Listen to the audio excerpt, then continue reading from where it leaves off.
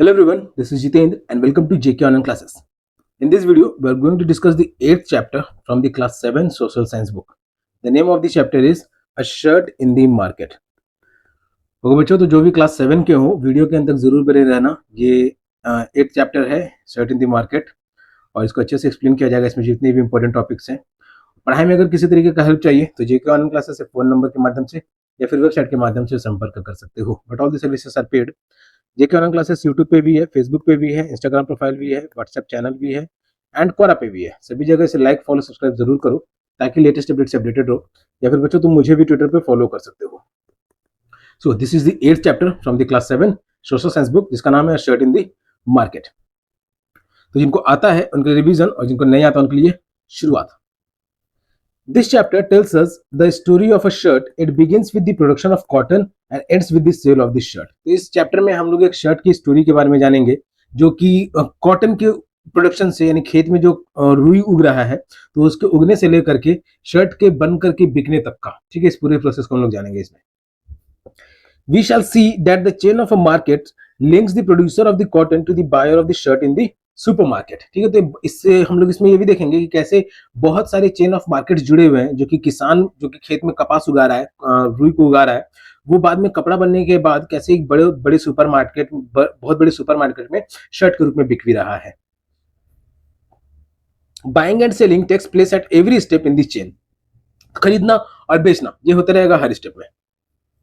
Does everyone benefit equally from this? क्या सबको equally benefit हो रहा है इसमें? तो पहले बता दूं बच्चों की नहीं, सबको इक्वली बेनिफिट नहीं होगा। और do some people benefit more than others? और क्या कुछ लोगों को कुछ लोगों को ज्यादा बेनिफिट हो रहा है? तो हाँ, ठीक है, कुछ लोग हैं जिनको ज्यादा बेनिफिट हो रहा है। We shall find out. तो हम लोग ये जानेंगे यहाँ पे अब। तो चैप्टर स्टार्ट करने से पहले कुछ क्वेश्चंस हैं। डिड सपना gate a fair price on the cotton? तो इसमें किसी सपना का जिक्र किया गया तो क्या उसको कॉटन का सही दाम मिला? Why did the trader पे सपना लो प्राइस? ट्रेडर जो व्यापारी था तो उसने सपना को कम दाम क्यों दिया? Where do you think large farmers would sell their cotton? ठीक है, तो लार्ज फार्मर्स जो बड़े किसान हैं वो अपने कपास को कहाँ बेचेंगे? सपना क्या थी? एक छोटी किसान थी तो उसने अपने छोटे ट्रेडर को बेचा, तो वही बड़े किसान जो है वो अपने कॉटन को कहाँ बेचेंगे?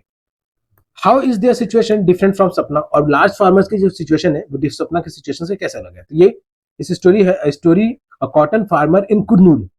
देखिए, कॉटन का किसान है कुरनूल में।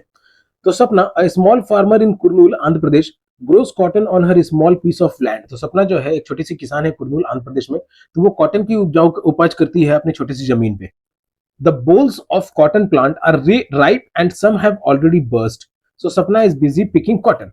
तो वो जो कॉटन प्लांट का कॉटन प्लांट का खेत देखे होगे बच्चों तुम लोगों ने, अगर और नहीं देखोगे तो इमेज तो जरूर देखे होगे। फूल की तरह फ्लफी फूल टाइप का उग जाता है जो, तो वो सब फूटने लग गए थे, वो सब निकलने लग गए थे और सपना उनको चुन रही थी। She was picking cotton. The bolls which carry the cotton in them do not burst open all at once, so it takes several days to harvest the cotton.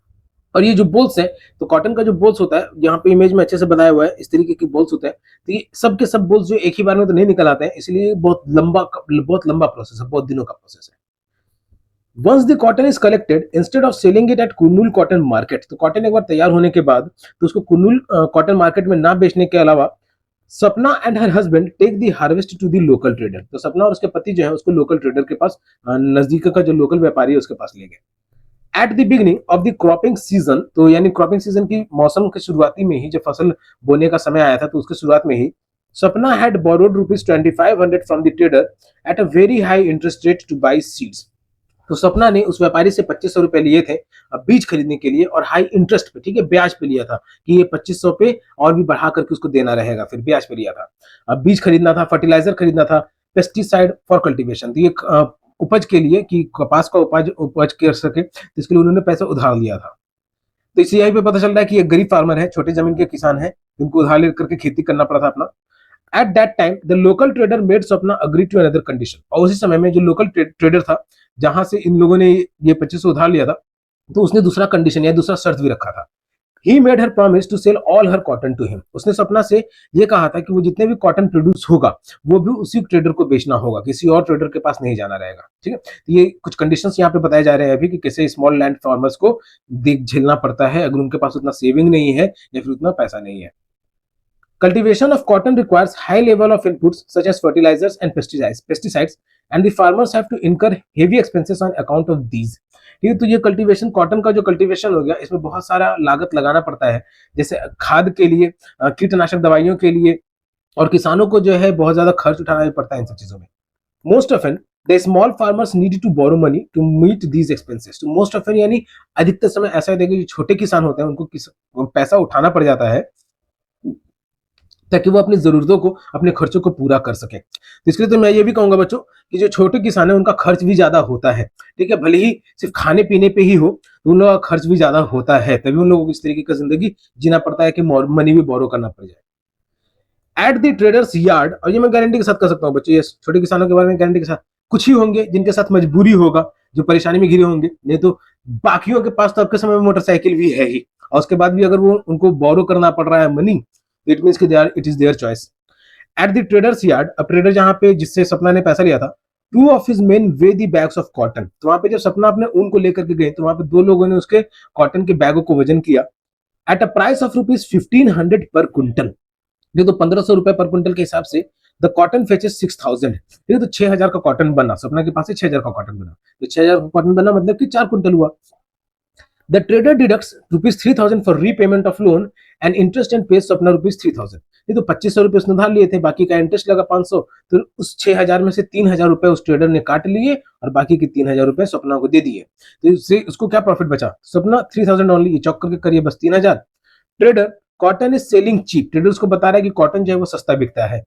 There is a lot of cotton in the market, ठीक है। तो सरकार जैसे कहती है कि हर चीजों का रसीद लिया करो, चाहे सुई खरीदो या एरोप्लेन खरीदो, तो यहाँ पे अभी गरीब किसानों के लिए, छोटे किसानों के लिए, उनके लिए ऐसा नियम नहीं आया है कि वो भी कोई रसीद लिया करे, चाहे वो छोटे व्यापारी से खरीदे या फिर बड़े व्यापारी से खरीदे, तो जिसके लिए वो लोग भ्रष्टाचार का शिकार आसानी से हो जाते हैं और बाकी बड़े लोग उनको आसानी से लूट भी लेते हैं, जिसकी वजह से वो लोग गरीब के गरीब भी बने ही रहते हैं मोस्ट ऑफ द टाइम। तो देखो यहाँ पे जैसे उनको 3000 मिला तो कोई भी रसीद का जिक्र नहीं किया गया है कि ट्रेडर ने उसे रसीद दिया या सपना ने उसे रसीद मांगा, नहीं, ऐसा कुछ नहीं हुआ है। बस ये था कि हाँ उसने उसे पैसा उधार लिए हुआ था, जिसपे इंटरेस्ट भी उसको चुकाना था, तो इंटरेस्ट को काट करके उसको इतना रुपया मिला है। तो ट्रेडर उसको कह रहा है कि कॉटन जो है वो सस्ता बिक रहा है, और भी कॉटन है मार्केट में। Sapna, I have toiled so hard for 4 month to grow this cotton. अब सपना अपना दुख व्यतीत कर रही है, ठीक है, तो कि मैंने बहुत मेहनत किया है ये 4 महीने कॉटन को जाने में।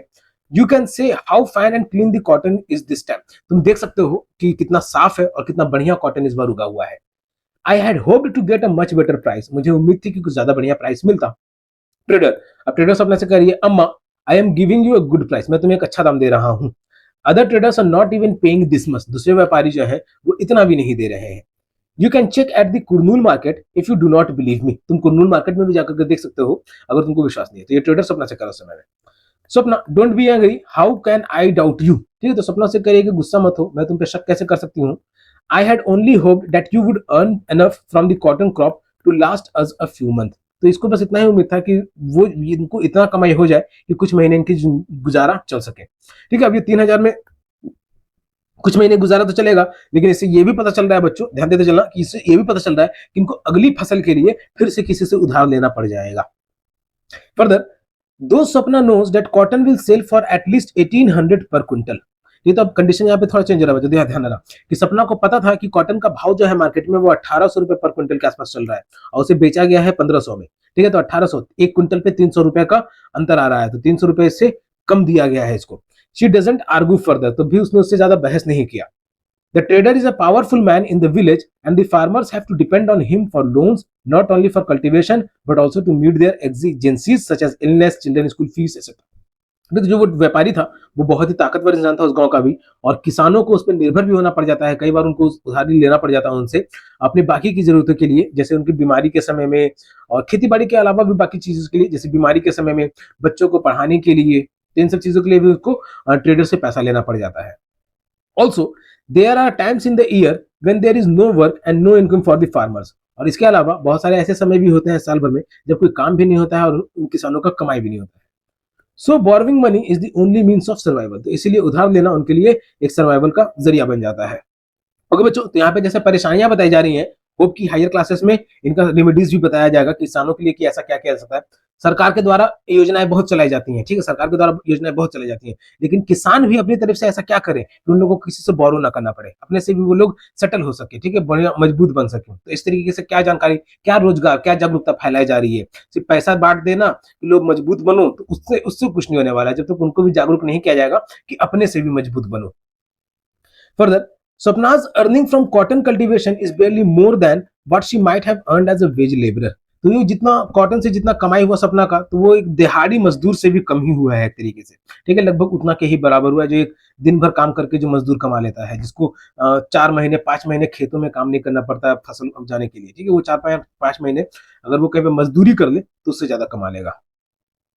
अब मजदूरी ही क्यों क्यों ऑप्शन है, डेली वेज लर्नर का ही क्यों ऑप्शन दिया गया है, बिकॉज दे आर इलिटरेट, वो लोग गवार भी हैं। Now we are going to read the cloth market of Erode, ठीक है, तो इरोड का एक कपड़ा का बाजार है, चैप्टर का नाम ही है बच्चों अ शर्ट इन द मार्केट, ठीक है, तो यानी कॉटन से लेकर के उसका शर्ट बनने तक का प्रोसेस जो है, बिकने तक का जो प्रोसेस है, तो उस तरह। तो अभी हम लोगों ने फार्म का कंडीशन देखा कि फार्म में कैसे एक किसान कॉटन को उपजाया है, कैसे उसने ट्रेडर को बेचा है और वो भी उसको कम दाम में बिका है। तो now we are going to read the cloth market of Erode. Erode bi-weekly cloth market in Tamil Nadu is one of the largest cloth markets in the world। ठीक है, तमिलनाडु के इरोड जगह पे सप्ताह में 2 बार लगने वाले ये कपड़ों का बाजार है, जो कि 2 बार लगता है सप्ताह में, और ये दुनिया का सबसे बड़ा कपड़ा बाजार है। A large variety of cloth is sold in this market। बहुत तरीके, बहुत भिन्न भिन्न प्रकार के कपड़े यहाँ पे बिकते हैं। Cloth that is made by weavers in the villages around is also brought here for sale। तो आसपास के गांवों में जो बुनकर हैं, तो उनके द्वारा जो कपड़े बनाए जाते हैं उसको भी यहाँ पे लाया जाता है बिक्री के लिए। Around the market are offices of cloth merchants who buy this cloth. बाजार के आसपास में उन क्लोथ मार्केट के जो कपड़ा के व्यापारी हैं, तो उनके ऑफिस है, कार्यालय है, जो कि इन कपड़ों को खरीदते हैं, जो उन किसान जो लाकर किस बाजारों में बेच रहे हैं। Other traders from many south Indian towns also come and purchase cloth in this market. और साउथ इंडियन के बहुत सारे ऐसे ट्रेडर्स हैं जो साउथ इंडियन रीजन से आते हैं इस बाजार में और यहाँ से कपड़ा खरीद के लेके जाते हैं। ऑन मार्केट डेज, बाजार वाले दिनों पे, you would also find weavers bringing cloth that has been made on order from the merchant. क्योंकि जिस दिन बाजार लगता है, तो इरोड मार्केट में बाई वीकली बाजार लगता है तमिलनाडु में, तो उस दिन में तुम ये भी देखोगे कि जो बुनकर है, जो कपड़ा बुनने वाले काम कर रहे हैं, तो उन लोग ऑर्डर पे भी कपड़ा बुन करके लेके आए हुए हैं, जो जो मर्चेंट्स ने उन्हें ऑर्डर दिया था। These merchants supply cloth on order to garment manufacturers and exporters around the country। ठीक है, तो फिर बाद में ये मर्चेंट्स जो है, जो इन वीवर्स से कपड़ा, इन वीवर्स को कपड़ा बनाने के लिए दिए थे, तो इन लोगों को फिर बाद में ये लोग एक्सपर्ट करते हैं अलग अलग मैन्युफैक्चरर्स को, जो कि देश के अलग अलग कोनों में बसे हुए हैं। They purchase the yarn and give instructions to the weavers about the kind of cloth that is to be made. ठीक है, अभी यहाँ पे दे कहा जा रहा है बच्चों इन ट्रेडर्स को, जो कि इन मर्चेंट्स को, जो छोटे व्यापारी हैं, जो इस इरोड मार्केट के आसपास में जो व्यापारी बसे हुए हैं, तो उनको कहा जा रहा है कि ये लोग धागा खरीदते हैं, यार्न खरीदते हैं और इन वीवर्स को देते हैं और बताते हैं कि किस तरीके के कपड़े की सिलाई क्या चाहिए, किस तरह का कपड़ा उन्हें चाहिए। In the following example we can see how this is done. आगे के एग्जांपल में हम लोग देखेंगे। तो एग्जांपल में आगे बढ़ने से पहले यहाँ पे एक इमेज देख सकते हो, शॉप इन द इरोड। ये एक दुकान है जो कि इरोड, जहाँ पे बाई वीकली मार्केट लगता है, तो वहाँ पे एक दुकान है ये। ओके, और कुछ इमेजेस यहाँ पे दिए हुए हैं। फर्स्ट इमेज है कि this is a merchant shop in the bazaar. Over the years these traders have developed extensive contacts with the garment firms around the country from whom they gate orders. तो ये एक दुकान है बाजार में, जो कि अलग अलग जगहों के, देश के अलग अलग जगहों पे कपड़े की कंपनियां हैं, फैक्ट्रियां हैं, तो उनसे ऑर्डर मिलता है, जहां पे ये लोग कपड़े को भिजवाते हैं। These traders purchase the yarn from the others. लेकिन ये ट्रेडर्स जो है धागा किसी दूसरे से खरीदते हैं, ठीक है, जो किसान उपजाए हुए हैं, वो किसान जो कॉटन को जहां पे भी उसको धागा बनाया गया, तो वहां से ये लोग धागा खरीदते हैं। ठीक है, तो ये पहला इमेज में इनका दुकान दिखाया हुआ है। सेकंड इमेज में the weavers live in villages around and take the yarn supplied by these traders to their homes where the looms are located in sheds adjacent to their houses। ये जो बुनकर है, जो वीवर्स है, तो ये इन धागों को ले जाते हैं अपने साथ, फिर अपने घरों में, जहाँ पे इन लोगों ने मशीन सेट करके रखा हुआ है जिसमें बुनाई करते हैं, तो वो लोग अपने घर में हो या फिर जहाँ पे भी हो, तो उन सब जगहों पे जाकर के उसको सिलते हैं। This photograph shows a power loom in one such home. ये जो पहला है, दूसरा वाला इमेज है, तो ये एक पावर लूम है, ठीक है, बिजली से चलने वाला कपड़ा बुनने वाला, ठीक है, कपड़ा बनाने वाला मशीन है ये। The weavers and their families spend long hours working on these looms। तो बुनकर का परिवार, और अगर वर्कर नहीं है उनके पास, तो परिवार मिलकर ही काम करता है, ठीक है, तो वो लोग मिलकर के लंबे लंबे घंटों तक काम करते हैं इनको चलाने के लिए। Most weaving units have 2 8 power looms on which the yarn is woven into cloth. तो बहुत सारे ऐसे सिलाई की जगह है जहाँ पे 2 से लेकर के 8 तक मशीन है, जिनकी वजह से कपड़े सिले जाते हैं। A variety of sari, towel, shirting, ladies dress material and bed sheets are produced in these looms. In looms में बहुत सारे कपड़े बनते हैं, जैसे साड़ी हो गया, कुर्ता हो गया, शर्ट हो गया, लेडीज मटेरियल हो गया और भी अलग चीजें. सो अब ये था दूसरा इमेज जिसमें पावर लूम को दिखाया गया है. तीसरा इमेज इसमें क्या कह रहा है, they then bring back the finished cloth to the traders. ठीक है, तो वीवर्स के द्वारा जो कपड़ा बनाया गया उसको ट्रेडर्स के पास लाते हैं, व्यापारियों के पास. Here they can be seen getting ready to go to the merchant in the town. ठीक है, तो यहाँ पे ट्रेडर्स के पास लाने के बाद इन कपड़ों को मर्चेंट्स के पास भेजा जाता है शहरों में.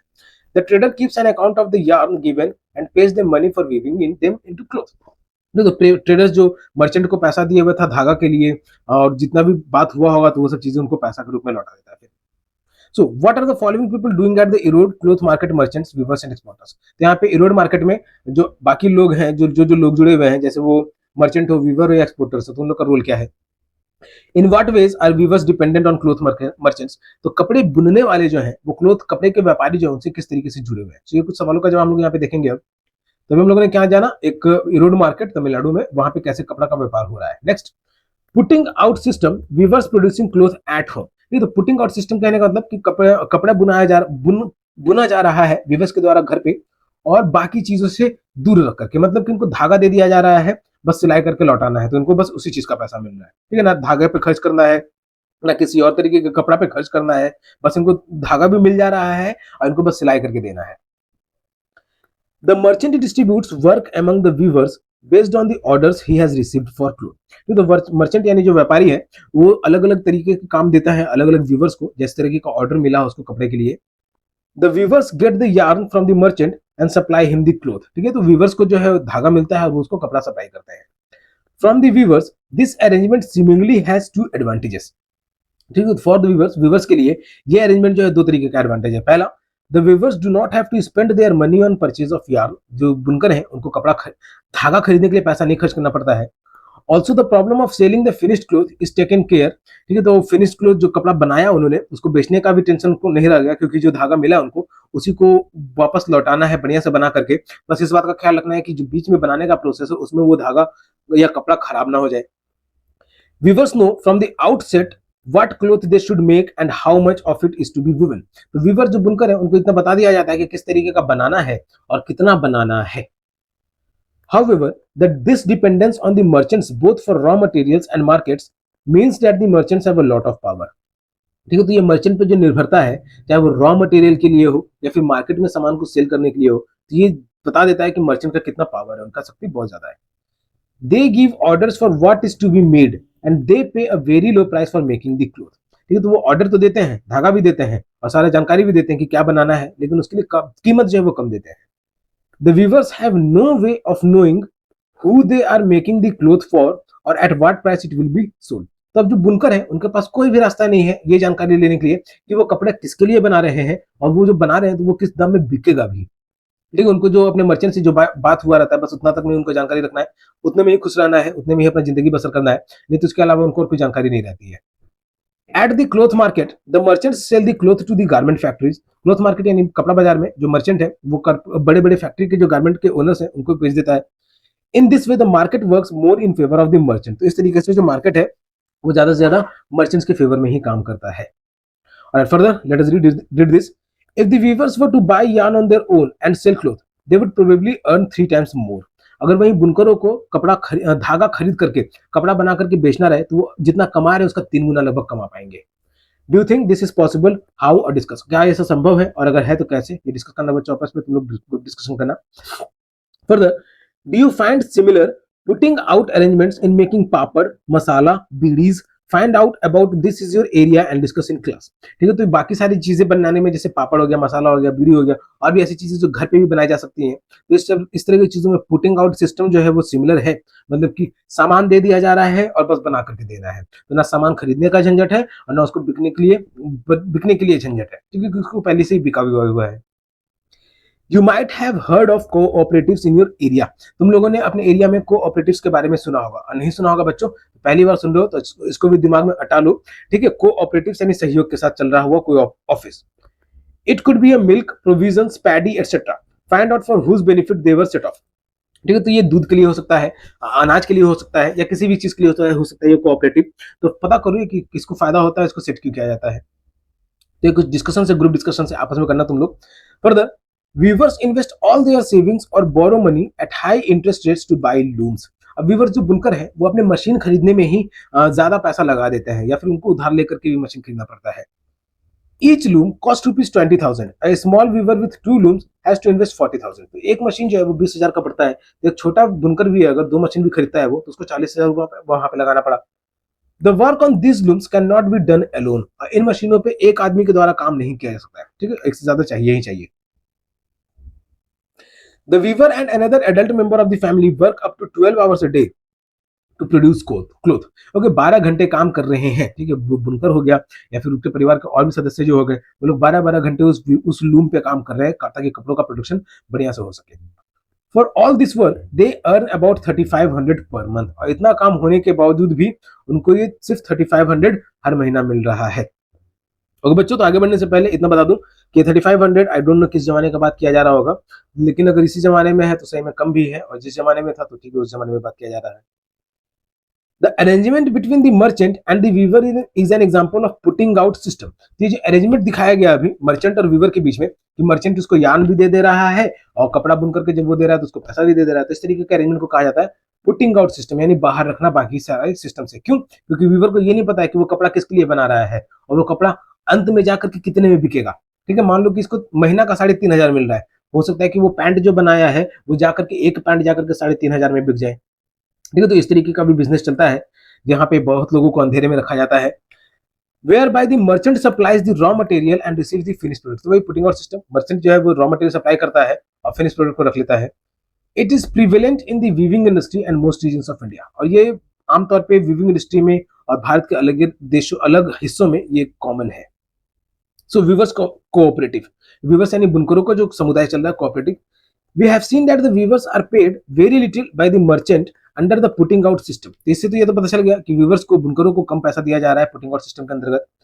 Viewers cooperatives are one way to reduce the dependence on the merchant and to earn a higher income for their weavers। अब ये वीवर कोऑपरेटिव जो है एक तरीका है जिससे वीवर्स को ज्यादा पैसा कमाई करने में मदद भी मिल सके और मर्चेंट्स पे निर्भरता उनका खत्म हो सके।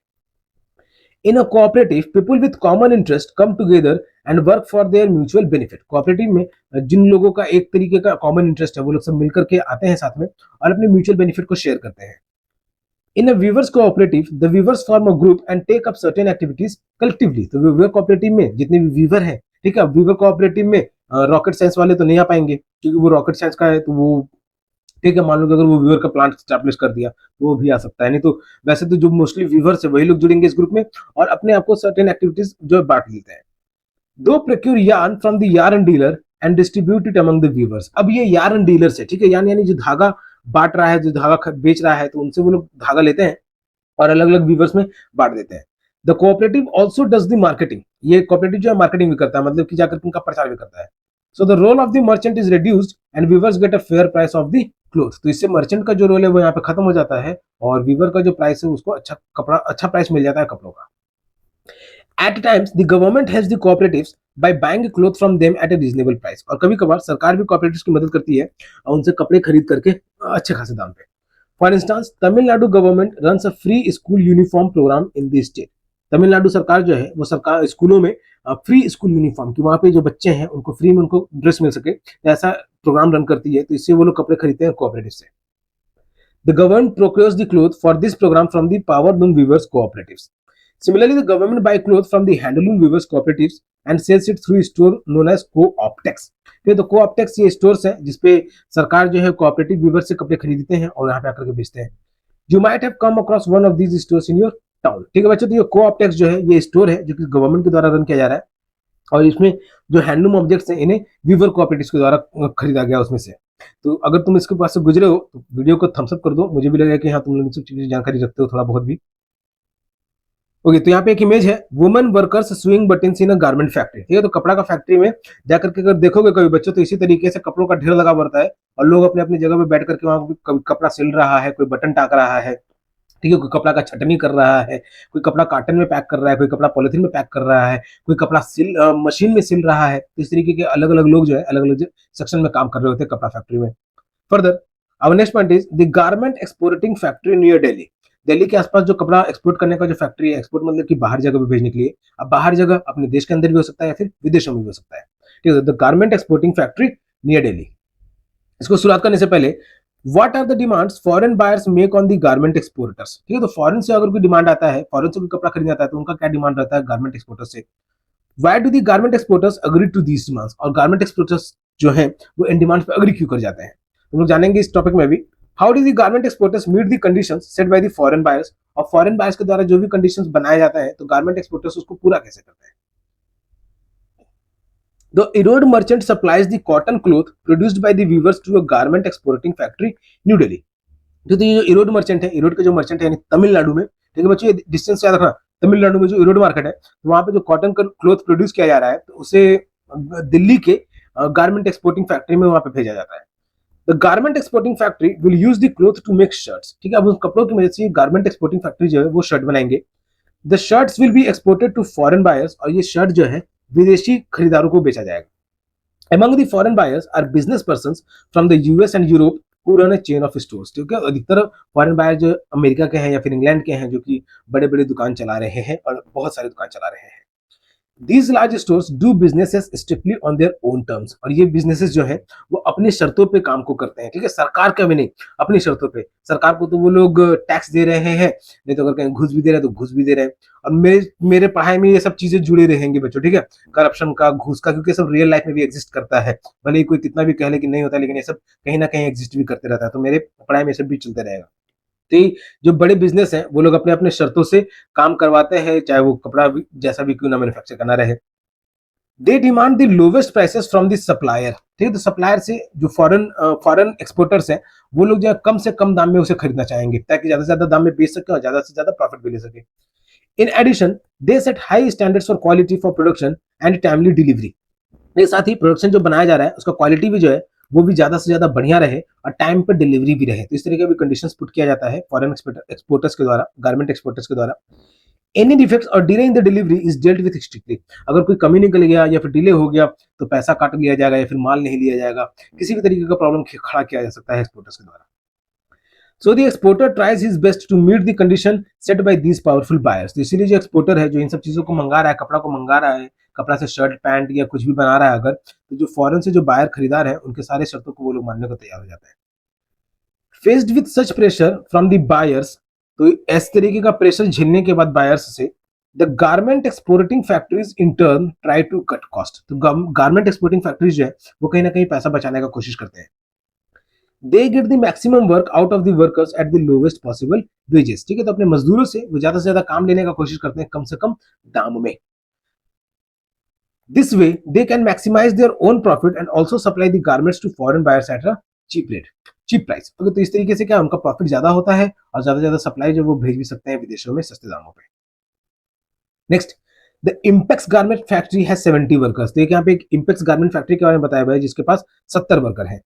Most of them are women, उनमें से अधिकतर जो है वो औरतें हैं।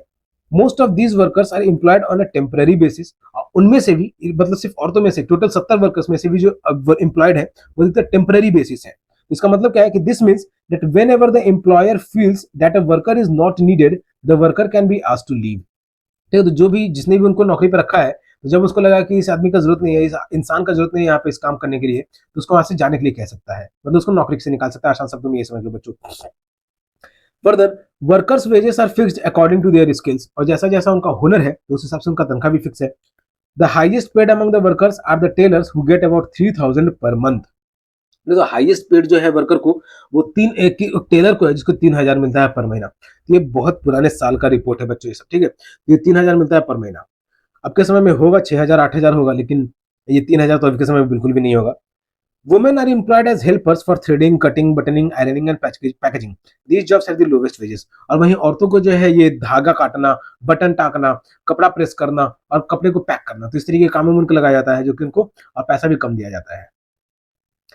Further, let's complete this first. Why do you think more women are employed in the Impex garment factory? Discuss. तो क्यों लगता है तुमको ज्यादा से ज्यादा वुमेन को इस गारमेंट फैक्ट्री में क्यों रखा गया है? तो सबसे पहला यही कि कॉस्ट कटिंग, पैसा ज्यादा से ज्यादा बचत हो, ये भी कारण रहेगा सबसे पहला। Write a letter to the minister asking for what you think about would be proper payment to the workers. ठीक है, तो ये बुक में कहा जा रहा है कि नेता को पत्र लिखो तो बच्चों अगर तुम्हारा मन करेगा तो नेता को पत्र लिखो और पूछो कि इतना कम क्यों पे किया जाता है। नेता यही बोलेगा कि 3,000 तो नहीं पे किया जाता है, इससे ज्यादा ही पे किया जाता है, क्योंकि सही में अभी के समय में ज्यादा पे किया जाता है। तो सिर्फ 3,000 पे नहीं, अच्छे से रिसर्च कर लेना कि अभी के समय में ऑन एन एवरेज कितना पे किया जाता है, उस हिसाब से मिनिस्टर को पत्र लिखना, फिर पूछना कितना कम क्यों पे किया जाता है। Next is the shirt below shows the profit made by the business person. तो यहाँ पे नीचे में एक शर्ट का डायग्राम बना हुआ है, तो इसमें एक व्यापारी के द्वारा क्या क्या प्रॉफिट हुआ है, कैसे कैसे प्रॉफिट हुआ है, तो वो बताया हुआ है। And the various cost that he had to pay, और बाकी क्या क्या उसको चुकाना पड़ा तो वो भी दिया हुआ है इसमें। Find out from the diagram below what the cost price includes. तो इससे पता करना है कि कॉस्ट प्राइस क्या रहा होगा। So payments to worker per month, इस गारमेंट फैक्ट्री में जो वर्कर्स को पेमेंट मिल रहा है, टेलर को 3,000, आयरन करने वाले को एक पीस के लिए 1.5 रुपया, चेकिंग करने वाले के लिए 2,000 रुपया, और काटने और बटन लगाने वाले को 1,500 रुपया। जो तो एक महीने का सैलरी है, एक महीने का सैलरी, तो इतना में एक महीने में कुछ नहीं हो पाएगा बच्चों, ठीक है, बहुत ही कम बताया हुआ है इसमें, बुक अपडेट करने की जरूरत है। Further the shirt in the United states, अब यूनाइटेड स्टेट्स में अगर जो शर्ट बच रहा है, बिक रहा है, तो उसके रिगार्डिंग में यहाँ पे देखेंगे हम लोग। A number of shirts on the display on a large cloth shop in the United states, ठीक है, तो बहुत सारे कपड़े ऐसे हैं जो कि यूनाइटेड स्टेट्स की दुकानों में जाकर के बिक रहे हैं। And are priced at $26, that is each shirt sells for $26 और अराउंड 1,800, ठीक है, और उन शर्ट्स का जो दाम है लगभग $26 के आसपास है, यानी भारतीय मूल्य में 1800 रुपया। ठीक है, 1800 रुपया तब होगा अगर $1 70 रुपया कंसिडर किया जाएगा तो, ठीक है बच्चों, लेकिन अभी के समय में $1 85-86 है, यानी 2,000 के भी ऊपर के हिसाब से रहेगा, तो इसलिए जो 3,000 रुपया यहाँ पे लिखा हुआ ना, ये सब कम रहेगा। Use the diagram shown in the margin to fill in the blanks below, तो ये डायग्राम की मदद से अभी फिल इन द ब्लैंक्स बनना है यहाँ पे, कैसे है। तो the business person purchase the shirt from the garment exporter इन दिल्ली, अब अमेरिका को कोई बिजनेस पर्सन है अगर, तो उसने दिल्ली के गारमेंट एक्सपोर्टर से कपड़ा खरीदा फॉर ₹300, ठीक है, परचेज, इस शर्ट का डायग्राम का हेल्प लेकर के हमें से भरना है। तो उसने उसे खरीदा 300 रुपए में एक शर्ट।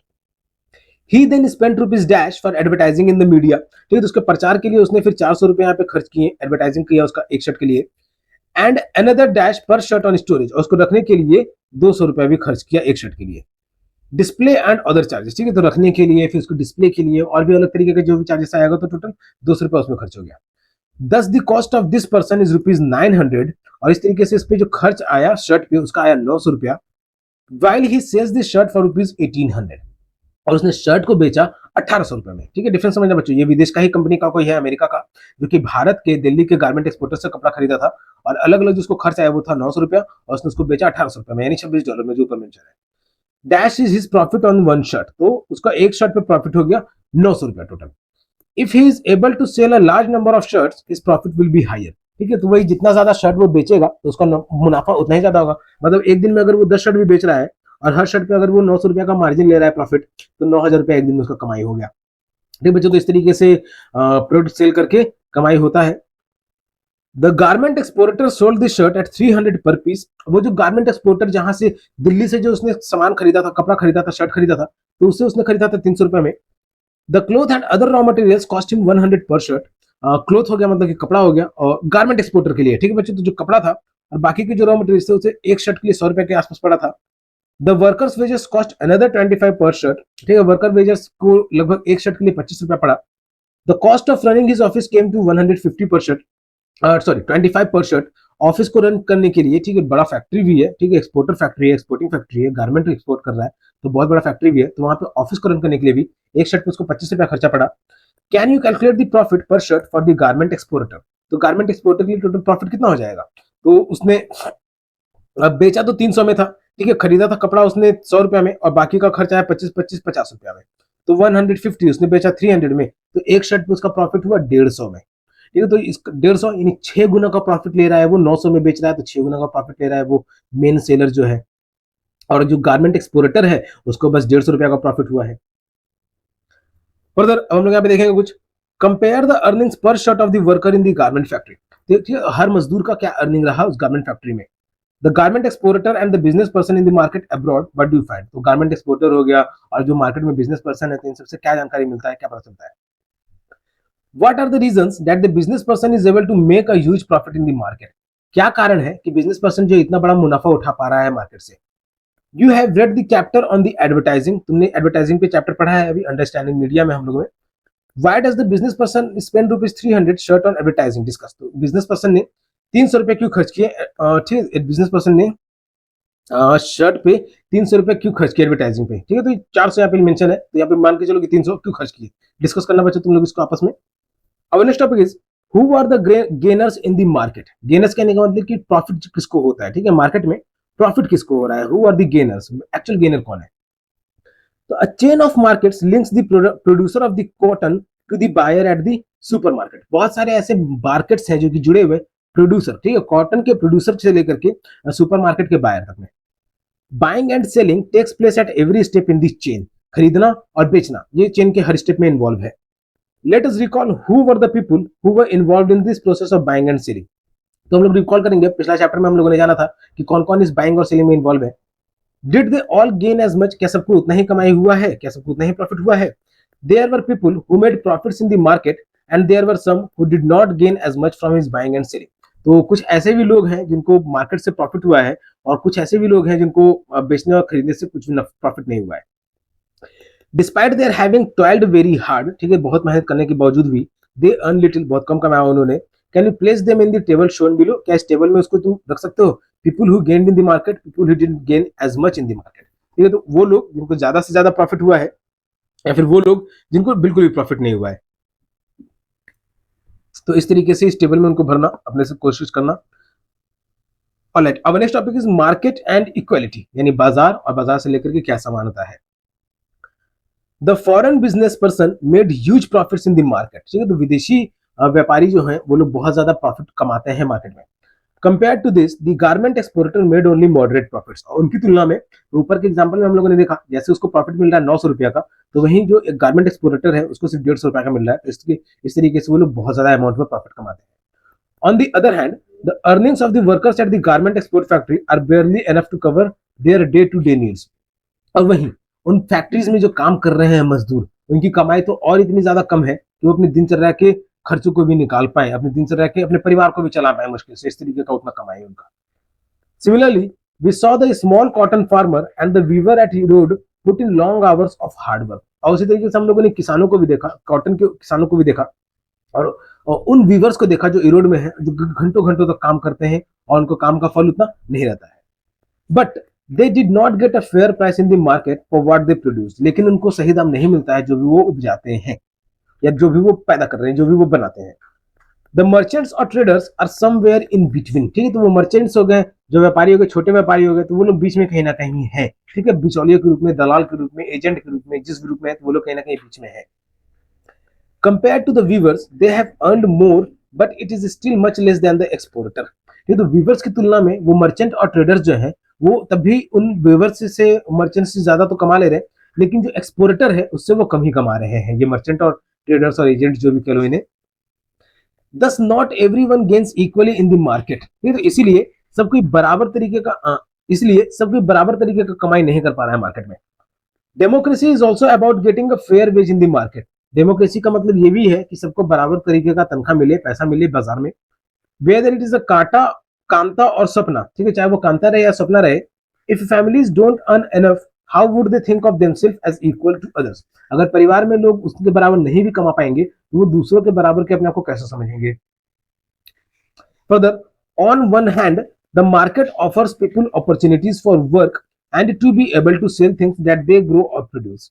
तो मार्केट जो है लोगों को मौका भी देते हैं काम करने के लिए और चीजों को बेचने के लिए जो वो या तो उपजा रहे हैं या तो पैदा कर रहे हैं। It could be the farmer selling cotton और the weaver producing cloth. Okay, तो ये क्या हो सकता है कि किसान के द्वारा जो कॉटन उपजाया जा रहा है वो भी हो सकता है, नहीं तो वीवर के द्वारा जो कपड़ा बनाया जा रहा है वो भी हो सकता है। On the other hand it is usually the rich and the powerful that get the maximum earnings from the market. ये तो दूसरी तरफ में यही होता है अधिकतर कि वो अमीर लोग हैं और ताकत वाले लोग हैं जिनको सबसे ज्यादा प्रॉफिट मिल रहा है, ठीक है, they are getting maximum earnings, उनका सबसे ज्यादा कमाई हो रहा है बाजारों से भी, ठीक है, बाजारों से। ये देख रहे हो यहाँ पे, did you know that the readymade clothes that you buy require the work of so many different persons. तो यहाँ पे देख सकते हो एक मॉल में या फिर शॉपिंग मॉल का ये सीन है जहाँ पे बहुत सारे कपड़े लगाए हुए हैं। तो इन कपड़ों को बनाने के पीछे भी बहुत सारे लोग लगे हुए हैं जिनकी कमाई कम हुई है, लेकिन वही ये मॉल का जो मालिक रहेगा वो करोड़ों में खेल रहा होगा। These are the people who have enough money and own the factories, large shops, large land holdings, etc. तो ये लोग वो लोग हैं जिनके पास बहुत सारा पैसा है, जिनके पास अपना कारखाना है, बड़ी बड़ी दुकानें हैं, बड़े बड़ी जमीन भी है, इस तरीके की चीजें हैं, तभी इन लोगों को बड़ा लोग कहा जा रहा है। The poor have to depend on the rich and the powerful for various thing. गरीब लोगों को अमीरों पर निर्भर होना ही पड़ेगा, ठीक है, चाहे वो गरीब अपना काम करने वाला हो या फिर सरकारी काम करने वाला हो, ठीक है, तो गरीबों को अमीरों पे किसी ना किसी तरीके से निर्भर होना ही पड़ेगा। They have to depend for loans as in the case of Sapna the small farmer, ठीक है, तो छोटा सा एग्जांपल लिया गया है कि उनको लोन के लिए डिपेंड होना पड़ सकता है, जैसे चैप्टर के स्टार्टिंग में सपना के साथ था कि उसको लोन भी लेना पड़ गया था ट्रेडर से। For raw materials and marketing of their goods, और अपनी चीजों के लिए जो रॉ मटेरियल्स का जरूरत है तो उसको भी खरीदने के लिए, या फिर अगर उन्होंने जो सामान बनाया है उसको मार्केटिंग के लिए। Viewers in their putting out system and most often for employment, और खास करके रोजगार के लिए। अगर मान लो कि कोई किसी के पास जो स्मॉल लैंड ओनर्स है, कोई किसी के पास तो लैंड ओनर भी नहीं है, जो सिर्फ दूसरों के खेतों में मजदूरी करके, ठीक है, तो उस तरीके का काम कर रहा है, तो उसको तो रोजगार के लिए अमीर लोगों पे खास करके निर्भर होना ही पड़ेगा। Workers at the garment factory, because of this dependence the poor are exploited in the market, इस निर्भरता की वजह से जो गरीब है उनका शोषण होता है, ठीक है, तो शोषण लाजमी है, होगा ही होगा, कोई रोक नहीं पाएगा उसमें। There are ways to overcome these such as forming cooperatives of producers and ensuring that laws are followed strictly. ठीक है, तो इन सब चीजों को तभी दूर किया जा सकता है, या तो कोऑपरेटिव बना करके प्रोड्यूसर्स का, नहीं तो ये इंश्योर करके कि जो नियम कानून बनाए गए हैं वो सख्ती के साथ पालन हो, और सख्ती से साथ पालन हो मतलब कि जो वर्कर्स है वो भी सही तरीके से काम करें, ठीक है, ये नहीं कि उनको छूट भी चाहिए और स्ट्रिक्टनेस भी ना हो, तो इस तरीके से रहना चाहिए। Alright, our sustainable development goal 8 goal है यहाँ पे दिखा हुआ है, decent work and economic growth, की सबको वर्क का भी मौका मिले और इकोनॉमिक ग्रोथ होने का भी मौका मिले। Okay, so this is the end of the chapter, that is the shirt in the market. तो हम लोगों ने इसमें जाना कि किस तरीके से लोग जो है प्रॉफिट कमा रहे हैं, और एक्सरसाइज को क्वेश्चन आंसर के पार्ट वीडियो में डिस्कस किया जाएगा। तो हम लोगों ने इस वीडियो में जाना कि कैसे एक किसान से लेकर के एक फॉरेन का जो सेलर है, ठीक है, विदेशों में जो कपड़ा बेच रहा है, तो वहां से खेत से लेकर के कपास कॉटन से लेकर के, और फॉरेन में शर्ट के रूप में जो बिक रहा है, जो कि 900 रुपए प्रॉफिट के साथ बिक रहा है, तो कैसे वहां तक पहुंचा, इस तरीके से हम लोगों ने जाना इस चैप्टर में, शर्ट इन दी मार्केट। बच्चों किसी तरह का कोई डाउट है अगर, तो वेबसाइट पे जाकर के किसी भी पोस्ट में नीचे कमेंट करके पूछ सकते हो, नहीं तो इस चैप्टर का जो समरी रहेगा तो उसके भी पोस्ट में नीचे जाकर के कमेंट करके पूछ सकते हो। That service is out of free, लेकिन अगर पढ़ाई में किसी तरीके का हेल्प चाहिए तो जेके ऑनलाइन क्लासेस से फोन नंबर के माध्यम से या फिर वेबसाइट के माध्यम से संपर्क कर सकते हो। This is the paid service. JK online classes YouTube पे भी है, फेसबुक पे भी है, इंस्टाग्राम प्रोफाइल भी है, व्हाट्सएप चैनल भी है, क्वोरा पे भी है एंड ट्विटर पे भी है। सभी जगह से लाइक फॉलो सब्सक्राइब जरूर करो ताकि लेटेस्ट अपडेट से अपडेटेड रहो, और मुझे तो ट्विटर पे फॉलो कर सकते हो। So the chapter which we have studied right now is the chapter 8, that is the shirt in the market. तो जिनको आता है उनके लिए रिवीजन, और जिनको नहीं आता उनके लिए शुरुआत। और बच्चों अगर वीडियो में यहाँ तक भी बने हुए हो तो वीडियो को लाइक जरूर कर देना, अपने दोस्तों के साथ शेयर कर देना ताकि उन्हें भी पढ़ाई में हेल्प मिल सके। तब तक के लिए keep subscribing, keep supporting, keep loving and keep learning. Thank you.